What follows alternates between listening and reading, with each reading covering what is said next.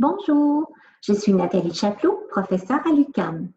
Aujourd'hui, je vous propose quelques idées pour travailler l'orthographe des mots.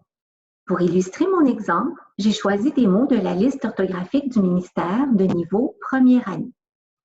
Dans un premier temps, il faut évidemment présenter les mots dont les élèves doivent apprendre l'orthographe. Donc, je propose que vous les écriviez en nommant chacune des lettres. Ensuite, vous demandez aux élèves de lire le mot. Puis, vous pouvez attirer l'attention sur une particularité orthographique.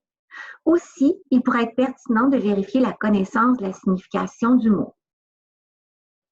Ensuite, soit lors de la même période d'enseignement ou le lendemain, vous amenez les élèves à découvrir les similitudes parmi les mots à apprendre cette semaine.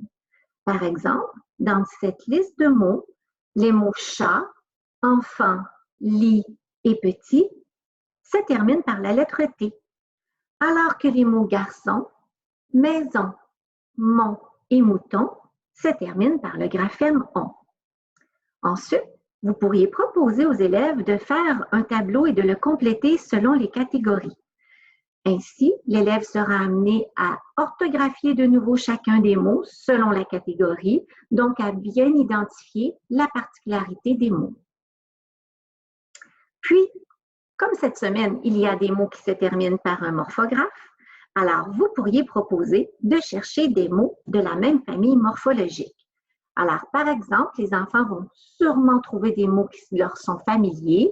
Alors ici, avec le mot chat, ils vont sûrement nommer chat, chaton, mais ce qui serait intéressant, c'est d'amener l'élève à élargir la famille morphologique en proposant des mots construits qui sont moins fréquents. Alors, par exemple, pour le mot chat, vous pourriez aller vers chatière. Donc, en même temps, on aura un objectif de développement de vocabulaire. Finalement, afin de solliciter une autre modalité, je propose de mettre les mots en contexte. Ainsi, l'élève aura l'occasion d'orthographier les mots et de les mémoriser en y associant un sens. Alors, de nouveau, vous pourriez rappeler la similitude entre ces mots. Donc ici, nous avions la lettre T à la fin des mots, le morphographe qui nous amenait à construire des mots de la même famille. Donc, nous pouvons mettre l'accent sur cette dimension.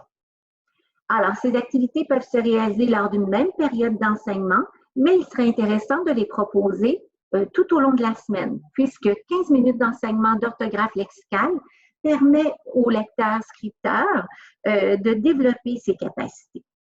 Alors, pour terminer notre activité, vous pourriez proposer aux élèves de poursuivre la recherche d'indices avec les mêmes mots ou encore de leur demander de reprendre la démarche avec les autres mots. Je vous souhaite un bon enseignement de l'orthographe lexicale. Si vous aimez ce contenu, appuyez sur j'aime et puis partagez la vidéo. Si ce n'est déjà fait, abonnez-vous pour ne rien manquer de nos capsules. À bientôt!